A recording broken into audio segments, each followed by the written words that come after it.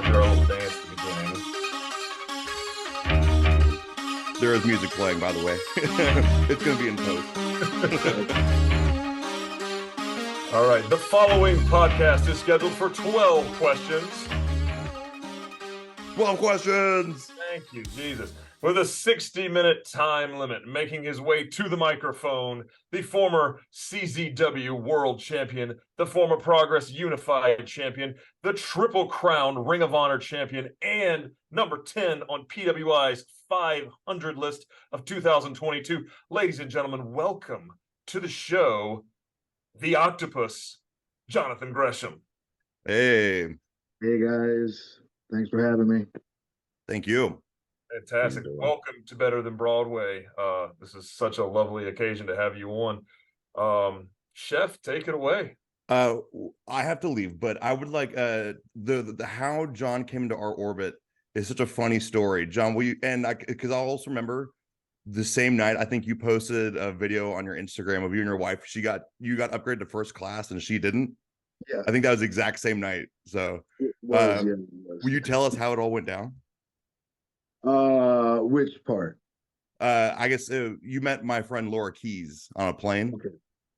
I don't really remember everything, but I remember my wife not being upgraded, which was my fault because I had organized the flights and I didn't put everything in time. But then I did mine first, and for some reason mine got upgraded and hers didn't. So that was what she was upset about. That's why I got the bird from her.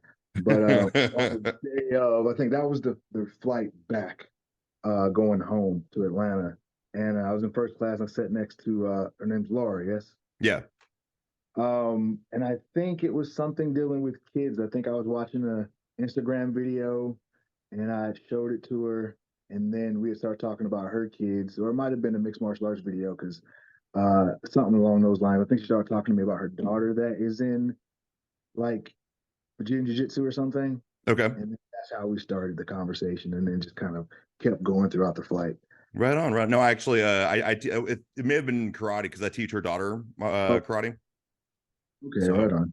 Yeah. That's well, anyways, I just want to come on and say hi, John. Pleasure meeting you. I have to dip. I've got a bit of a family emergency. So see you guys. All right, take care, man. Well, let's we'll just go ahead and get into your questions. Tell us a little bit about, how you got started. I mean, we know that you started in WWA 4 with Mr. Hughes, and here in Atlanta, but tell us a little bit about how you got started in the industry. That would go back to long story short, I used to hang out with my cousin Josh, and he was a big wrestling fan. He always had wrestling on TV. I was probably around 5, 6, so I didn't know what I was watching. I would just watch whatever he was watching. He was my older cousin. And so I just became obsessed with watching it. I ended up going back home, and whenever I would pass it on television, I would start watching it.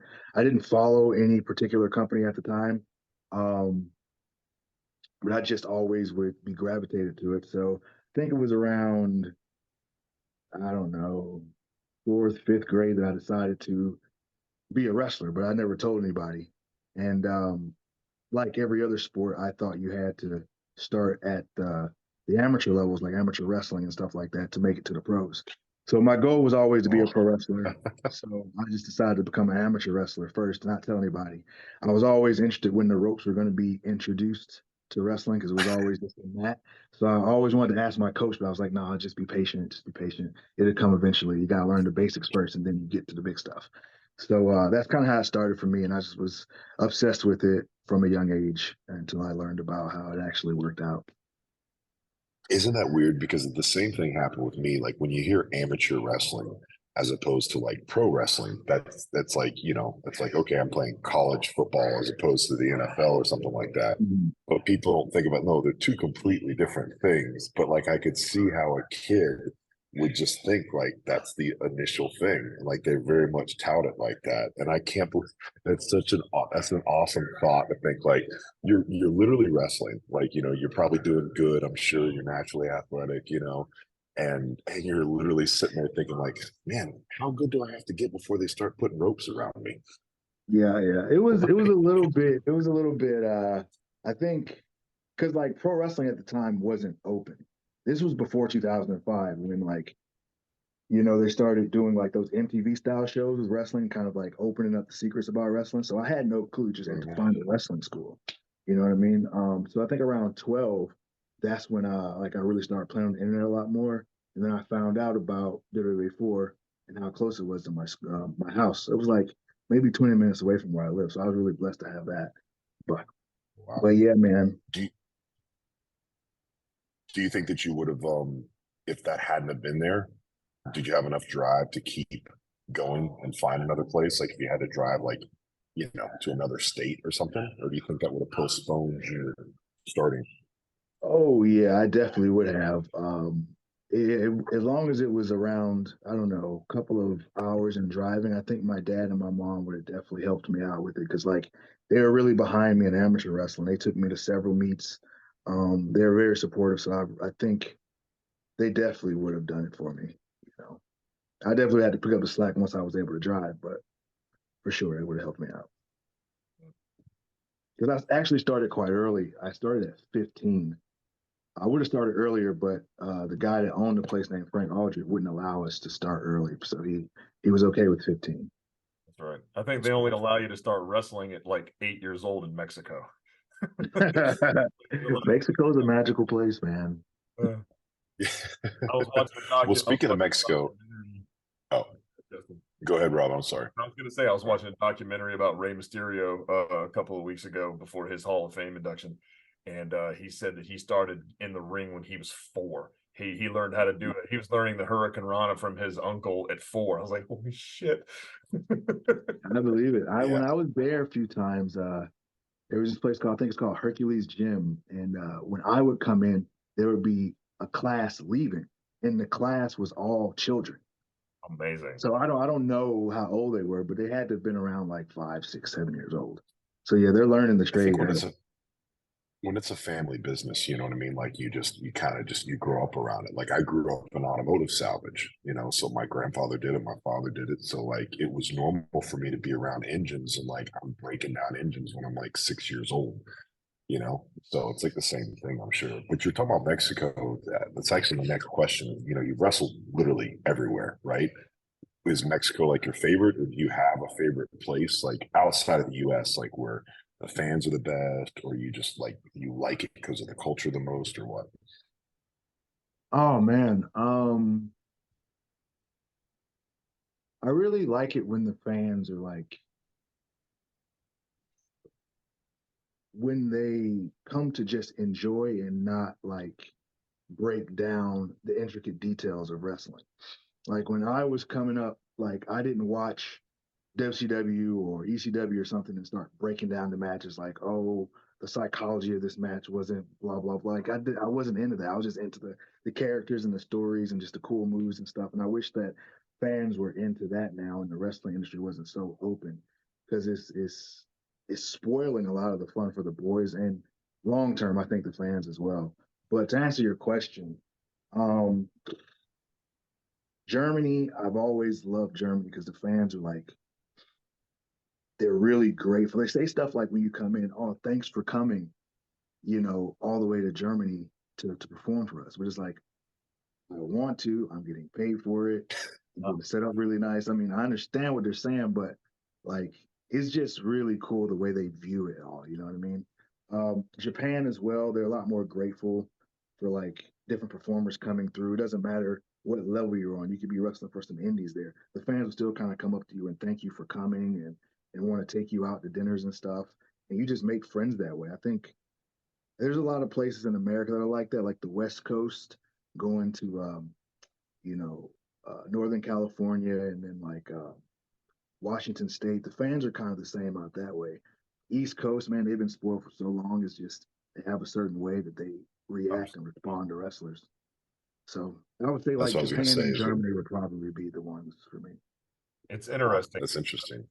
It's interesting because Ice Train said that his favorite place to wrestle was Germany. So who was that? Ice Train. Ice Train, okay.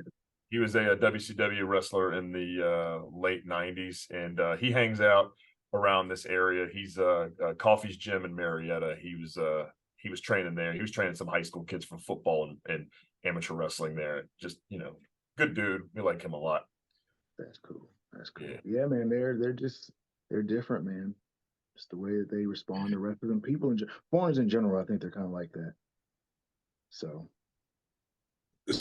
I want to go back on what you were talking about with the smart fans, I guess, and like, because I totally get it, and obviously like ever since like kayfabe has been broken, or like the curtain's been pulled back, whatever you want to call it, there's probably more people that are older that used to watch it that way that no longer watch it that way. But like, do you think that it's like a double-edged sword, right? Like the smarks are a huge part of the audience, but it's kind of ruined it for the kids. Like, are there pros to that, or you think it would be better if it went back to the way it was in the 90s? Because I just posted something just the other day about, I think actually it was this morning, about Hulk Hogan versus Mr. Perfect. And like you were saying, like Hulk Hogan was by far not the best wrestler, but the kids just enjoyed it because of the over-the-top flamboyance. Whereas someone with like you're praised because you are so talented and like with your technical ability and things like that. So you're actually not one of the ones that gets all the backlash that maybe some of these other superstars that aren't like the best workers or whatever get. So it may have helped you, but do you think that like overall is it good or bad for the sport that the fans have gotten smarter? that's hard to say. Like I said, double-edged sword. I think it's good in some ways and it's bad in others. An example, the fans being more vocal and being able to speak out, I think is good in some ways, because a lot of the toxic things that used to happen in wrestling, even when I was coming up around 2005, the bullying, different things of that nature. I mean, drugs are everywhere, but I've seen things done in locker rooms that's just like, whoa, And now for the people coming up, the young guys coming up, the young ladies coming up, I think it's a lot safer in wrestling now than it used to be. And I think a lot of that is because the fans find out, and the individual wrestlers are afraid to speak out because they're afraid that they might be suppressed in the site in some ways, or not given opportunities in a certain territory. So I think fans speaking up and getting people counseled, I think in a way that it is positive because it's protecting a lot of wrestlers. But then when people get drunk with power and they see what they're capable of doing, it can kind of get out of hand. So, like you said, it's a double-edged sword and everything. So it's hard to say. It's really hard to say. In some ways, it's good. In some ways, it's bad. Hear you. I personally think that it is good. It's tough on people like you because like you said, you have to just basically what Joe Rogan's comment. You're breaking up, bro. I'm not hearing everything you're saying. You completely froze. I have my Wi-Fi on. Did he freeze? Did he freeze? Is everybody there?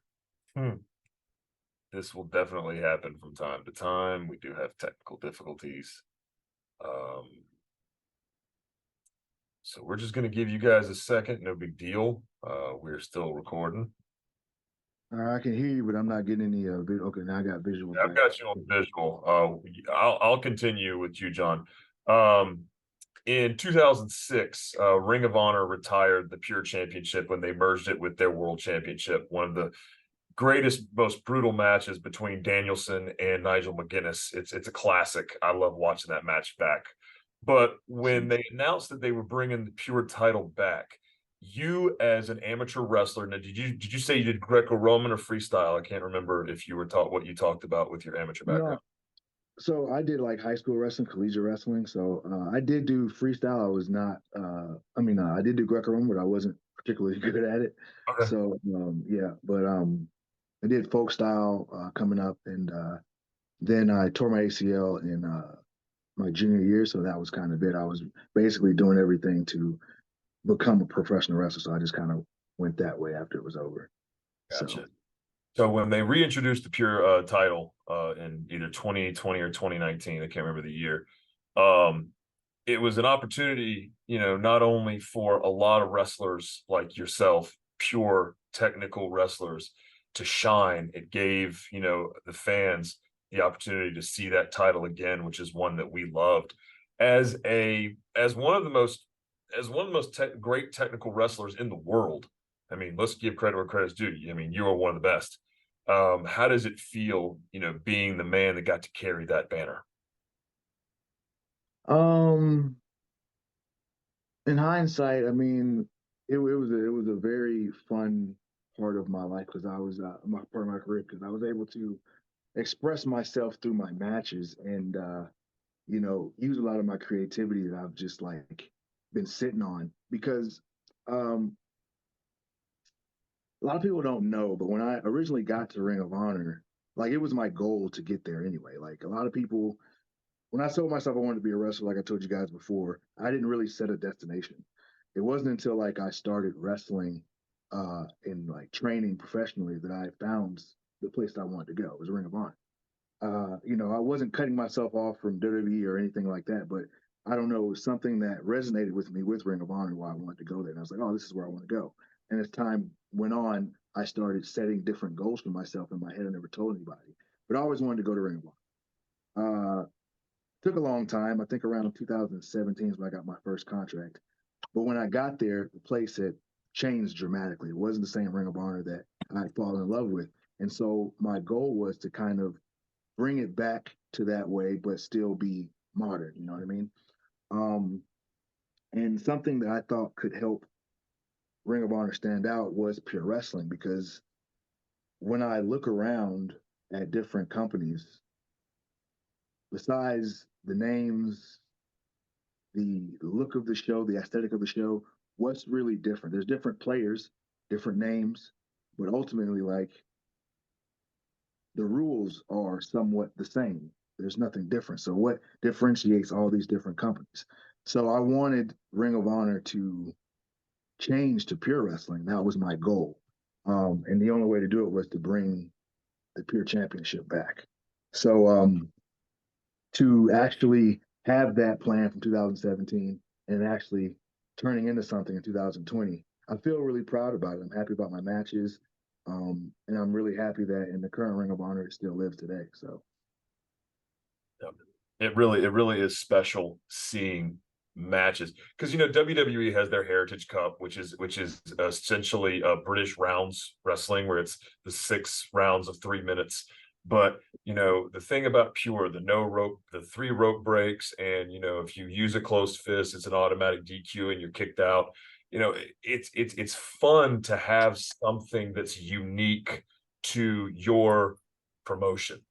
I think AEW is becoming more known for their blood and guts and their stadium stampede matches and things like that. And Mexico has the luchas de apuestas, which we talk about all the time. We love fights with consequences. I'm a big fan of hair versus hair, mask versus mask matches. I think they're a lot of fun. But having something that's yours that helps your company stand out is so special. And I think it's wonderful that you were instrumental in bringing the pure division back to ROH. And as someone who's been following ROH from the beginning, it's wonderful to see. thanks, man. Thanks, dude. Thank you. Justin, do you want to ask the power bomb question? Yeah, sorry, I got locked up. The services here are horrible, so I actually linked it to my hotspot on my phone. So hopefully it helps out. Hopefully you guys can hear me okay. Yeah, this is the one question. This is our fluff question, Jonathan. So are you ready for this? This is gonna be the toughest question you've ever had in your entire life. If you could power bomb anyone, not just wrestlers, you could be like, my 7th grade English teacher, who would it be and why?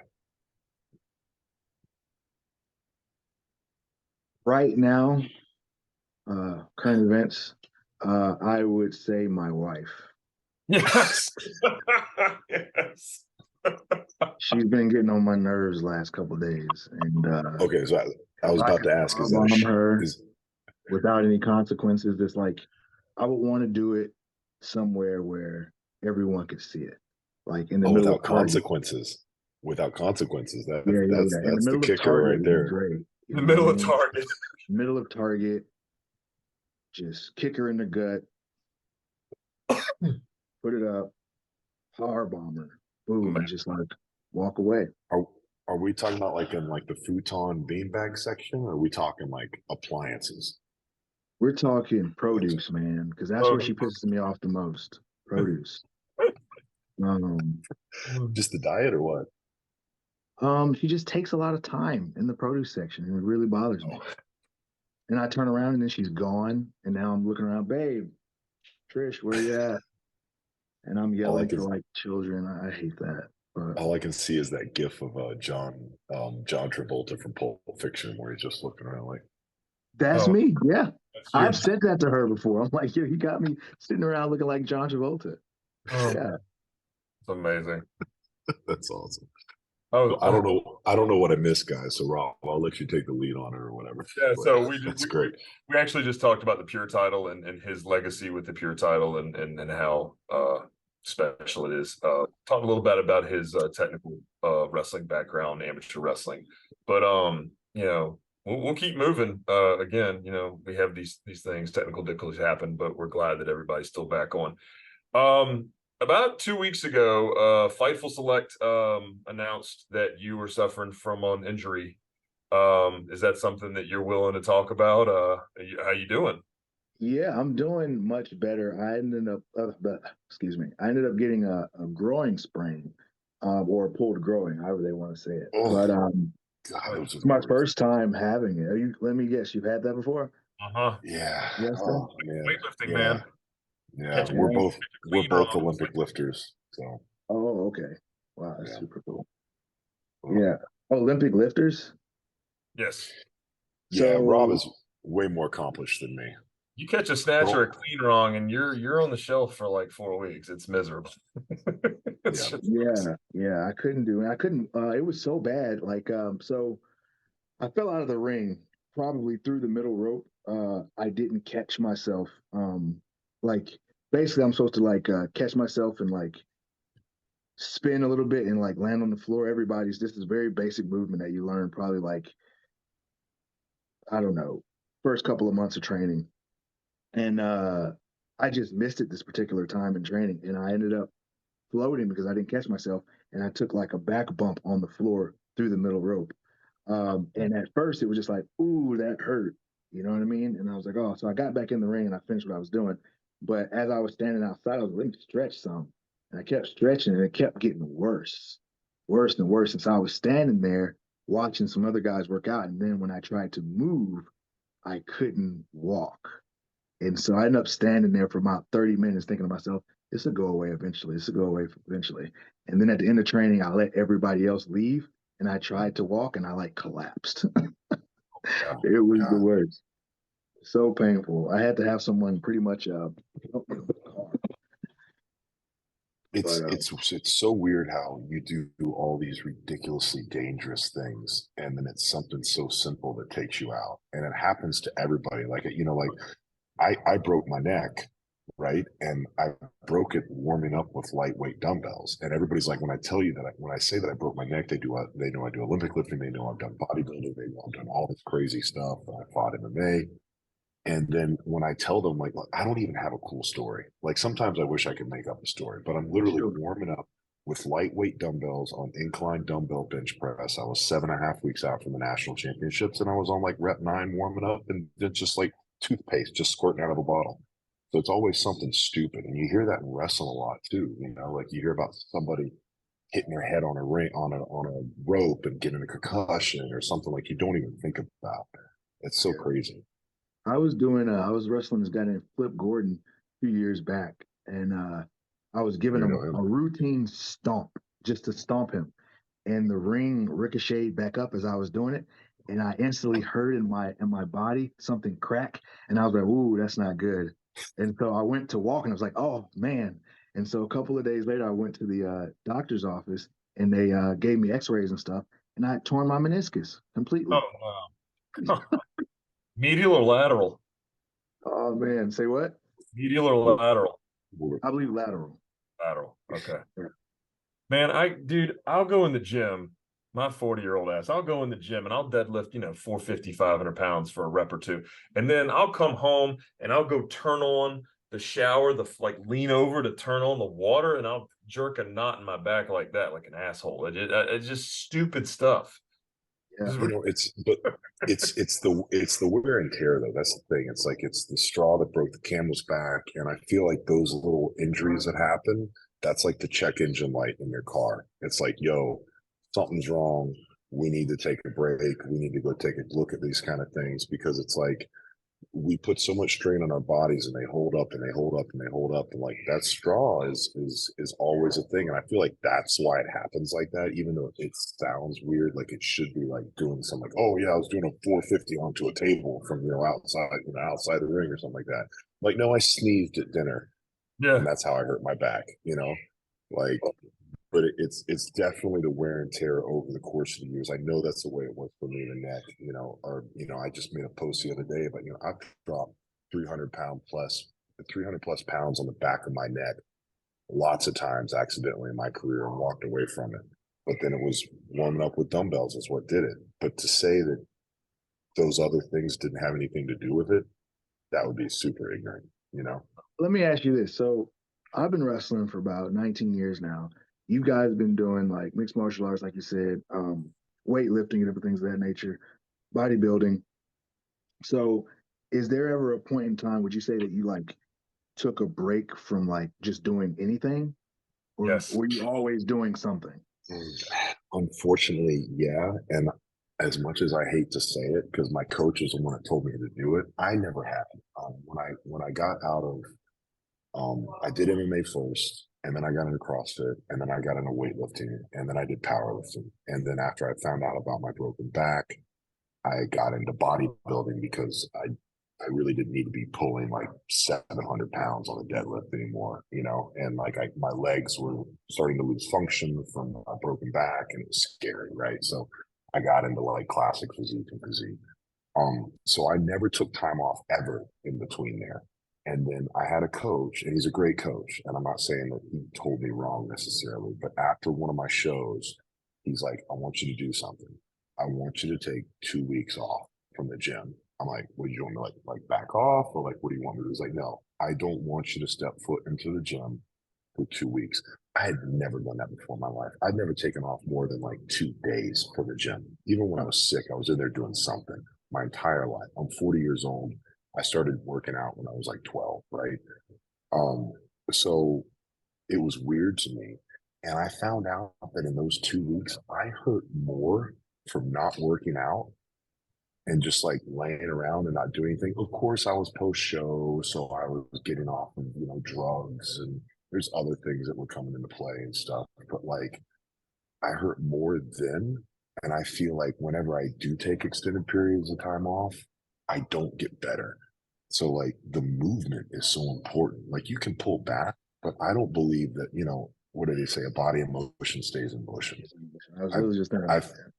I feel like you should at least move somehow. And that's just my personal belief from, 20 plus years of firsthand experience and seeing what happens, So when I was lifting, I would always find about maybe 3 or 4 months after every quad, the Olympic cycle is 4 years. So, right around that January 05 or, January 09 or whatever, I would go find something else to do, whether it was get back in the boxing ring or do some jujitsu or do some, whatever.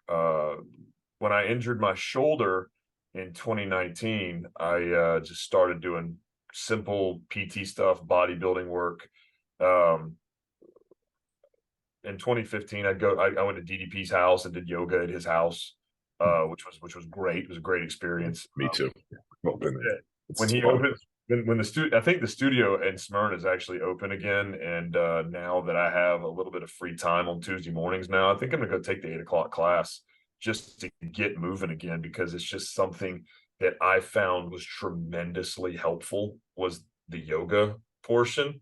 But for guys, yoga's like, it's you think so. I mean, I'm not trying to be no, I did. Like, I did yoga I this morning. think I get where you're coming you from. think of soccer moms and you think of, things like that. And men do yoga. Of course they do. But, going to DDPs and being in the performance center and just kind of being in that aspect, it's a nice mix of people. And God, he makes it fun. I mean, what else can I say? Dallas makes it fun. DDP's way harder than regular yoga. I don't know that I could even do that right now. Like I've done the classes. And so I do yoga every morning just for 10 minutes to kind of like wake myself up or whatever. And I think it's hilarious when somebody hears that I do it or they see that I do it, or when I train clients, I typically try to do yoga with them at the end if it's in their program. And just to see a dude, I'm John, you haven't met me. I'm 6'1" and 250. So like it's kind of silly to see a dude, as a bigger guy doing like downward facing dog and like pigeon pose and like all this other kind of stuff. But between the broken back, the broken neck, and torn rotator cuffs and labrum tears and everything else or whatever, I feel like that's almost a prerequisite for me as I get older, just to kind of feel good and be able to move, So Yeah, I mean, yeah, I asked that because I never take time off. I think the longest amount of time I had off was probably after I left AEW and I was like just chilling out for a little bit. And so the doctor told me I need 4 to 6 weeks off for this groin injury. And I had like small injuries here and there throughout my wrestling career, but I always wrestled through it. So it's really difficult for me to like not do anything, because like I do stretches in between shows. I'm always like training in rings somewhere, you know what I mean? Whether it's jujitsu or kickboxing or anything, I'm always doing something. So like just to like take a break seems pretty much impossible for me. So I think it's something that is needed for sure. But I've never just taken a break and not done anything. It's either been yoga or working out or something. Just can't sit around and do nothing. I think the term taking a break is very broad too. Like I think, can you take a break from wrestling for a little bit? Probably, you can probably do that. And I mean, without getting too far off. But I think taking a break from moving, especially when you're an athlete, there's a certain amount of volume that you have to be able to maintain, and you have to keep that volume up, because what's going to happen is if you completely drop that down to where you're not really doing anything at all, your brain, you still have the mindset of an amateur wrestler, like the weight cuts and like, nobody's going to outwork me and this and that or whatever. So your brain is very, very tough and very strong. You can take a lot of pain. You're used to a lot of pain. But when you take that off, your body's no longer allowed to accept, or it refuses to accept that amount of volume that you're doing. So then once you just jump right back in, that's when you get injured. So if you do take time off, the most important thing is to not have that ego take hold and to slowly ramp things back up to where you were before. And I feel like that, I mean, it definitely is the way to do it when you're doing powerlifting or when you're doing bodybuilding or anything like that. But I feel like it probably rings true for wrestling as well. No, I'm sure it does. I'm sure it does. Yeah. All right. Cool. So, Yeah, well, I hope you get back from the injury, man. Just move around. I'm sure they gave you PT stuff, right? They told me to. I just started looking stuff up on YouTube and doing it myself. I think I'm going into week 3 now. So I think on week 4, when there's no like pain, I can probably start stretching again. But from everything I've been reading and from stuff I got from my doctor, it told me to not stretch at all for the growing strain. So I've just been doing my workouts and just chilling out pretty much right now. Yeah, now's the time. Just get the upper body jack, bro. Upper body business anyway, you know what I mean?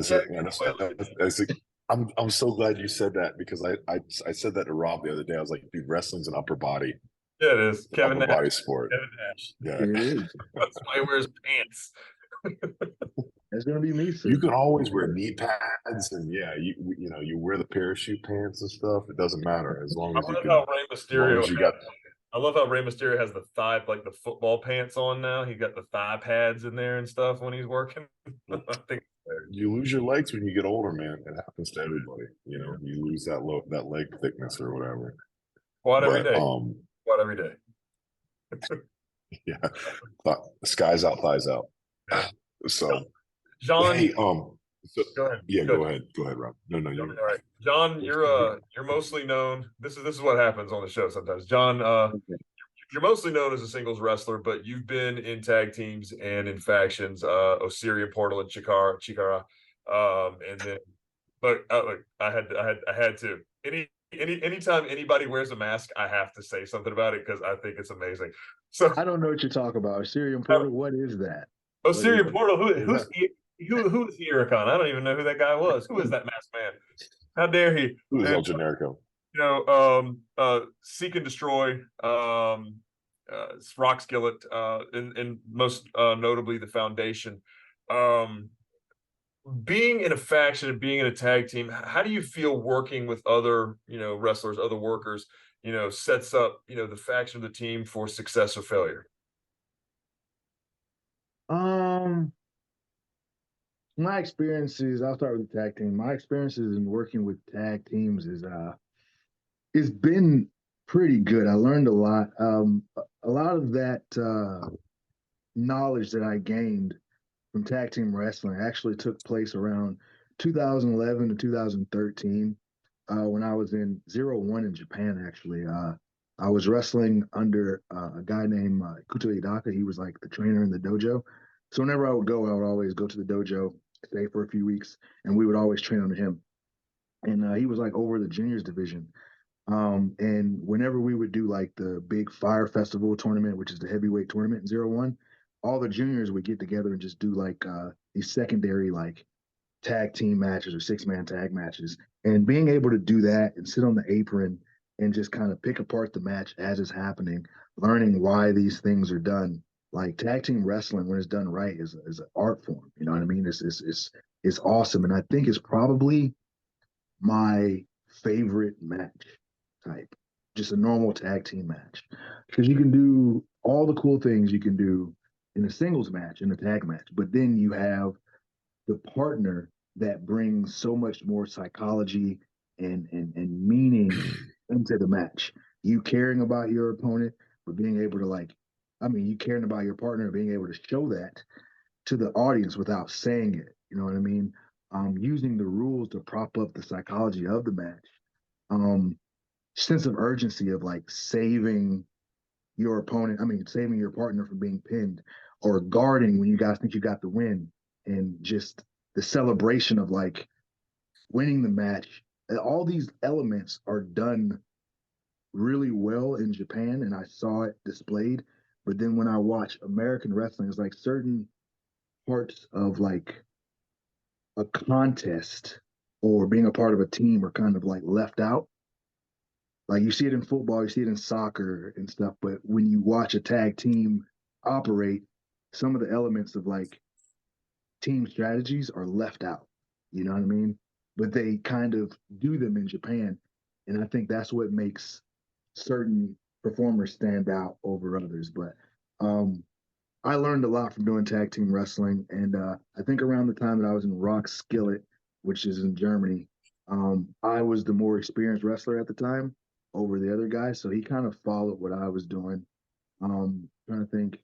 Jay Lethal and I was really fun because both of us kind of thought the same way in Ring of Honor. And we implemented a lot of those elements of like the guarding and the saving and the caring about your partner kind of thing. Because in a tag team setting, if your partner's incapacitated, then you have to do everything now, which is a story in its own too. So it's just really fun to like brainstorm on different stories you can tell in those matches.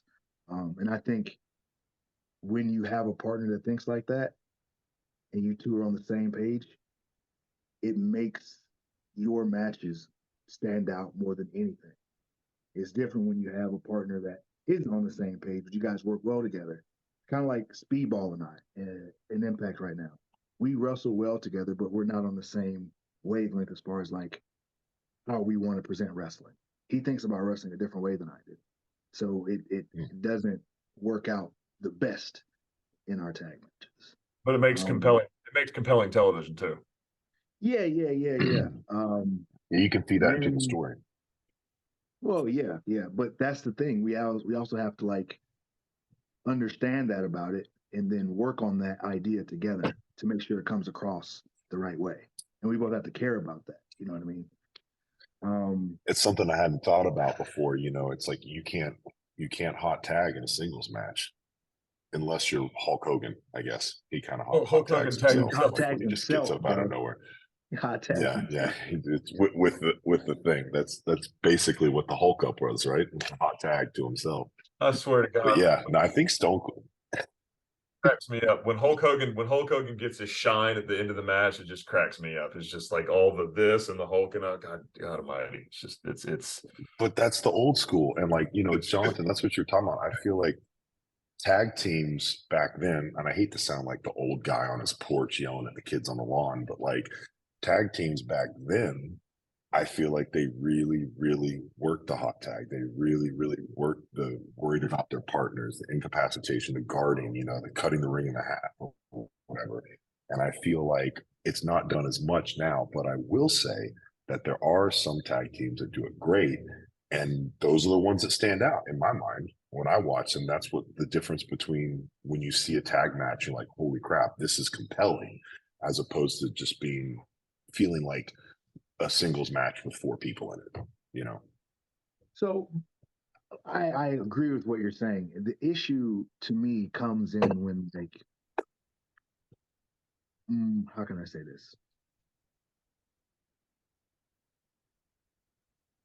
What is the identity of, let's say, WWE? Like they're WWE, but what's the gimmick? You know what I mean? When you ask as a about company, Impact, yeah, as a company, like what's the gimmick? Yeah. You know what I mean? We talk about AEW, what's the gimmick? Maybe there's an answer to these, but I don't see it. When you talk about Impact, what's the gimmick? You know what I mean? When you look at like when I used to really like overly watch Japanese wrestling, there was a difference. Are you guys familiar with Dragon Gate? Absolutely. Okay, Rob so is very much so, yeah.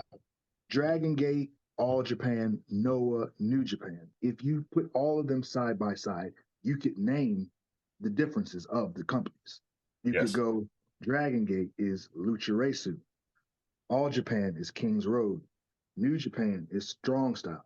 And then Noah is Arc Style, which is, it derives from, well, both kind of derive from All Japan, you know what I mean? But like it's a part of what King's Road was, but more fighting and striking, you know what I mean? So when you look at American wrestling, all of it's the same. So when you're talking about the old school way of wrestling, is because they had a psychology that they went by.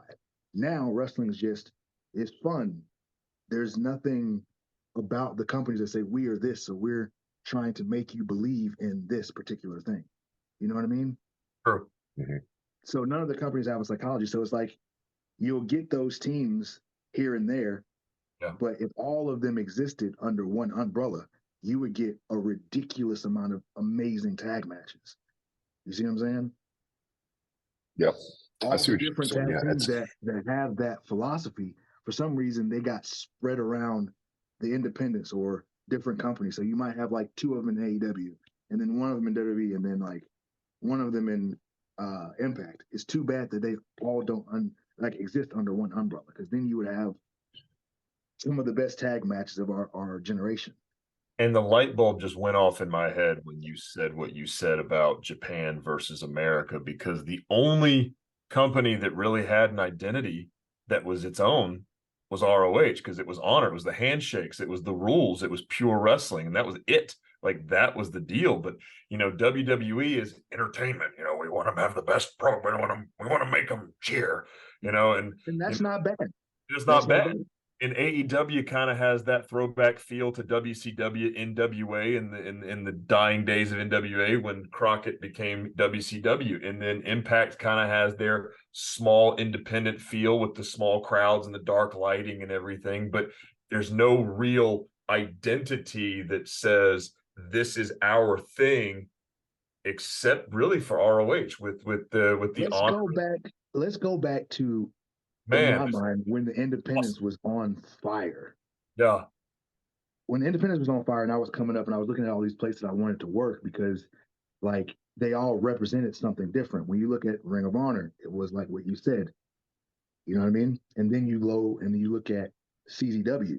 CZW was a deathmatch company. It had a few wrestlers in there, but combat. the deathmatch guys were more like they were the upper echelon of the product. There was the top guys.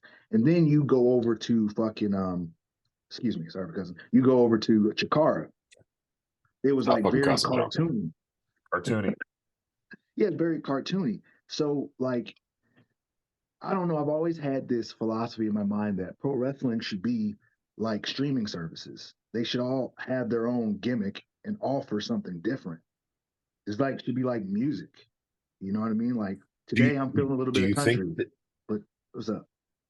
you're gonna? Well, I was gonna say, yeah, that's a perfect example. It's like you want to listen to like a country station if you want to listen. It's like radio stations.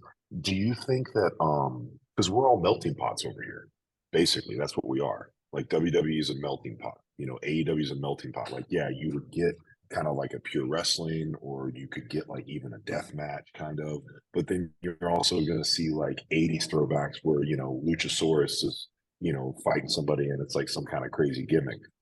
So it's melting pots. But do you think that is kind of predicated on the consumer here because we're so ADHD in America compared to the other companies? Do you think if we did that, if a company did that, would it be a detriment or a help to them? Like from a monetarily standpoint, right? It's so bad that I feel like at one point during the territories, like they knew that to stay in business, that regardless of us not getting along personally or whatever, that business for the wrestling industry as a whole was more important. So they kind of made sure that they helped each other out, and that lasts for as long as it could have. But I think if we look at it like all of wrestling are basically territories, it's too bad that they're owned by these different like media companies or whatever because like they could all help each other. Imagine Japan, for a prime example, we used to do this. I'm not sure they still do it or not, but they used to do this event called All Together. And it might not have been booked the best, but like the idea of all these companies that stay in their own lanes for the entire year come together for one big event. And then they put the top stars in the ring with each other, whether it's in a 6-man or tag team or singles, whatever, is still, I think, very interesting for the audience. You know what I mean? So I think it would be at every company's detriment if there was no plan in place. But if all the big wigs got together and decided that, oh, we're going to build to one huge event at so and so arena, and we all decided to play different roles, I think it could work. I think it could. If Impact said, oh, we're going to be the company that pushes all the tech guys, right? This is the tech wrestling company. And then AEW is like, we're hardcore, but we still have the guys that do what everybody else does. And then WWE is whatever they want to do. Once you had those individual guys that represented those styles, you put them over during the year, and then you go to this big show. You can't tell me that that's not good for professional wrestling as a whole, first of all.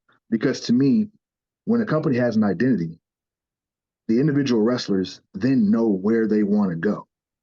Because now it's just, I want to get signed. That's all that they know they want to do. You know what I mean? The other thing that the way wrestling is right now promotes this thought process for younger guys coming in that they have to wrestle this particular style that is reigning supreme on television, whether they're able to do it or they're not. They're still pursuing this particular style that everyone is booking from the independents all the way to the big shows. There's one style So that's reigning describe that. supreme. Will you describe that style for people that aren't? Is high impact, uh, like everything has to happen in this match. That's the style. Whether it's a 6 to 8 minute match on TV or you got 20 minutes. Everybody's going extremely hard. Like there's not a Getting their lot shit of in. yeah, yeah. And it's just like you have in my mind, there's different lanes. There's like this high impact lane over here that everybody wants to do that's really popular right now. And then next to it is like the technical wrestler lane. And then there's like now there's maybe like five guys that decide to do it that's over with it. Then the next lane after that is like, let's say the lucha libre lane, not the high flyer lane, because actual lucha libre is distinctively different from American super junior high flying. You know what I mean? And then you got like the Mexican maestro style, which nobody in America is doing that, but it is very entertaining. Then you go further, keep going. You got like the brawler guys. Let's talk about, for example, a necro butcher. You guys remember that guy? Yes. From like nobody wrestles like him anymore. In my mind, like in boxing or kickboxing or mixed martial arts or whatever, styles make fights, right? So instead of Yeah, overly thinking about absolutely. the psychology of your match, just pitting up a brawler against a high flyer tells its own story. The commentators can now talk about the sweet science of wrestling instead of just making stuff up. Yeah, I don't it's know. it's How overly UFC. No, man, I love that. It's UFC in the beginning stages, right? It's ninjutsu versus karate. It's Mortal Kombat. You know, the reason why Mortal Kombat was so popular because you had Kano versus Sub-Zero. They're two different people. They have two completely different skill sets. Which one's going to be better? It's rock, paper, scissors. You know what I mean? At the end of the day, it's like three completely different things that could possibly come into play. I love that. In my opinion, I think that would be fantastic. My Uh-huh. concern though, and my personal like concern and what I think in reality, I feel like the only way we will actually see that happen is if Tony Khan literally buys every single place and then he just has it all different, like like you said, Ring of Honor is this thing, AEW is this thing, Impact is this thing. I feel like that's the only way realistically it'll happen because I feel like maybe. everybody is too money driven and they're too scared to break away from what has worked. It's the same thing that's happened with the movie industry, right? Like we have superhero movies now. That's fine, that's great, but nobody takes a chance on something different because they know what sells. And I think it's sad and I think it destroys the creative process across the board with music, with art, with movies, and with pro wrestling. Oh, for sure. Yeah. Yeah. Yeah. I love it. I mean, it's sad, but I love that you said it like that. That's fantastic. This was a fantastic moment in our podcast history. Like this is why I think we want to have more workers on or wrestlers on the show because it gives such a unique experience and it gives, unique views into, how the industry could be so much more than it is. And in Japan, I think they actually did a New Japan Noah All Japan show earlier this year. Okay. Okay. I think they They did. used to do something called All Together. I'm not Yes. sure Yes, they they still do did that. all together, but I feel like they may have done a show earlier this year. I think it was the Big Three. I can't remember. I'll go back and look, but Okay. I can't remember. I feel like Satoshi Kojima and Marufuji and somebody had a match. Can't remember. I'll look it up. I feel like this existed. I Uh, did see something online with Kito Kiyomiya, I think, from Noah. okay. Him and Okada did something, and Okada got like really mad at him and beat him up or something. I think that was probably like part of the Yes. story. Yes. And Yes. then they like came back and did like a bigger match, I believe. So Yeah. No, that was fun. Those two were hitting each other. I mean, when you get busted hard way, it's just like, oh, okay, this is okay. They're mad. They're legitimately pissed off. So I think maybe it was a matter of selling, or maybe it was a matter of they just didn't like each other. I don't really know, but I'd like to mm, do a bigger deep dive into something like that. But getting back to our questions, the year is 2032, No, 2020. 2065. 2065. How old are Whatever, you, John? whatever year you want it to be. It's your final match. It's your retirement match. mm. Who are you working? And how does it go down? Who's your dream opponent in your retirement match? How do you work your match? Who goes over? Wow. At this point, I've wrestled pretty much everybody that I've wanted to wrestle, except for one guy. So at this point, it would probably be Bryan Danielson. And I don't know, give me 30 minutes, uh, maybe an hour, 2 out of 3 falls. But we wouldn't go the hour though. 2 out of 3 falls, and I imagine he'd probably be coming out of retirement for this match because That's we're true. boys. That's true too. Yeah. Because we're boys. This is like a make believe scenario, right? Yeah, whatever you want it to be. Right on. No, So no, yeah. we're posting this. We're actually going to So say that this has happened on the next pay-per-view. so I called up my boy Bryan Danielson and I was like, hey man, and we're not friends in real life by the way, but I called him up and I'm like, hey bro, I'm gonna retire, man. Can you come out of retirement? I'll give you 3 months to get ready. He goes, yeah, for sure, man. I've always wanted to work with you. Cool. Hang up the phone. Boom. We'd stay in touch through text, you know what I mean? Talking about our fitness, getting ready for it. And we decided on 1 hour, 2 out of 3 falls match. And it'll probably happen. I would like it to happen in Corkin Hall in Japan, probably. Oh man. Mhm. Wow. Sold out, by the way. Super no vacancy. Wow. Of course, easy. Yeah, in 3 Super no minutes vacancy. it sells out. Sumo. You know what's funny? I can't believe that it blows my mind that you haven't worked with him yet.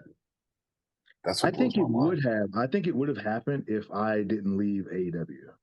I'm almost certain it would have happened if I didn't leave AEW. Yeah. Yeah. But yeah, there was from the office of the old Ring of Honor, there was a lot of because I think at the time, yeah, I don't think he was signed anywhere. I think they were trying to get him to come in to do some stuff in Ring of Honor around the time that it was like I just lost a pure title or something. Because a lot of the guys were coming to him, was like, oh man, they're talking to Danielson right now. And they're like, yeah, I'm just waiting for him to hit me back, blah, blah. So I think it definitely would have happened. Right now, who knows if it ever happened, but that would probably be the match. Never And say Roderick never Strong in too, wrestling. actually. I've always admired Roderick Strong too. I've never had a match with him, so. Well, okay, so here's my question though: is that are you going to go to the draw and not do the job at the end of the 6 minutes? It's got to go to a Brian draw, Danielson. right? You got to do the to job. piss them off. Okay. No, you got to do the job to Brian Danielson. Come on. Especially if Bryan Danielson's like 55 coming out of retirement at that point. You kind of got to do this. It's like, are you gonna lose to Ricky the Dragon Steamboat at 70 years? He's 70 and he's gonna hit you with that chop. Of course you're gonna go down.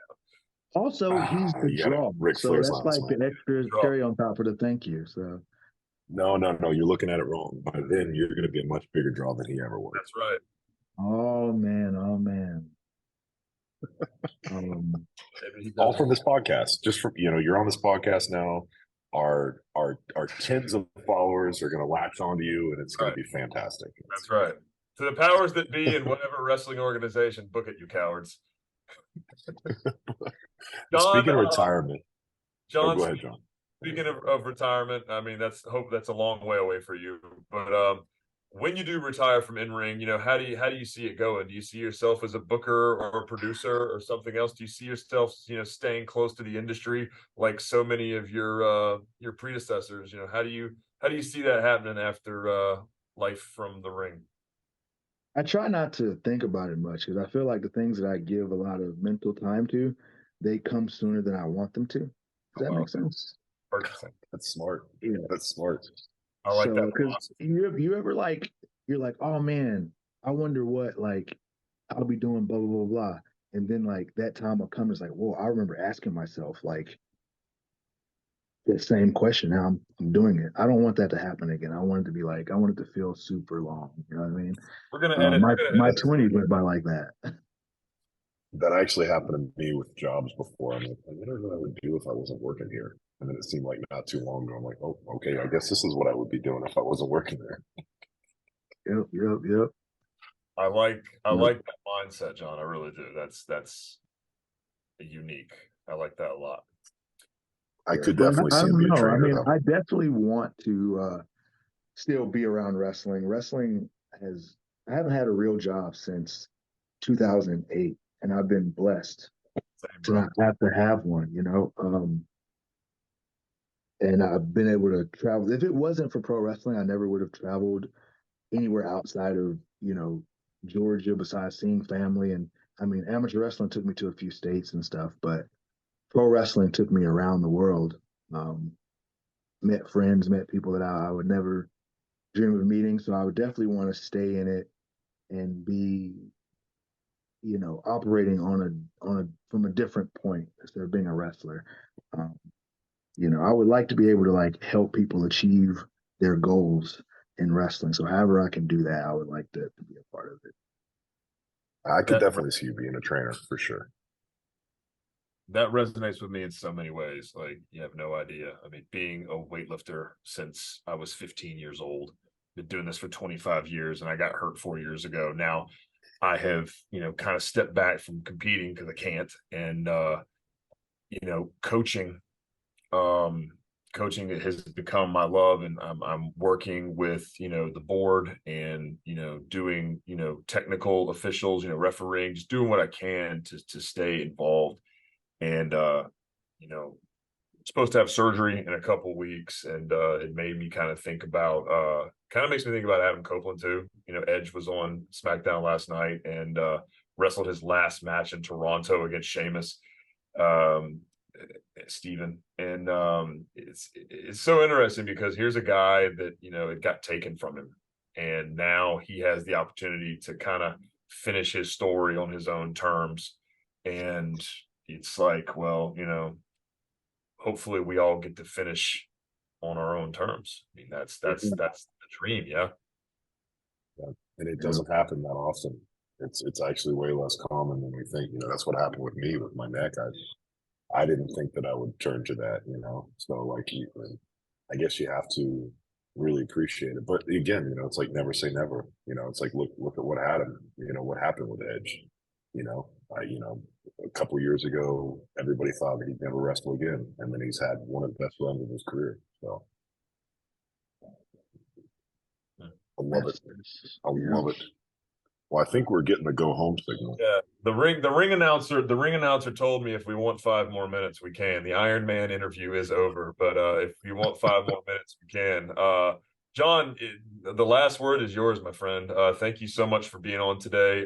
Any other pearls of wisdom or anything that you'd like to say? Any acknowledgments? I mean, the floor is yours, our friend.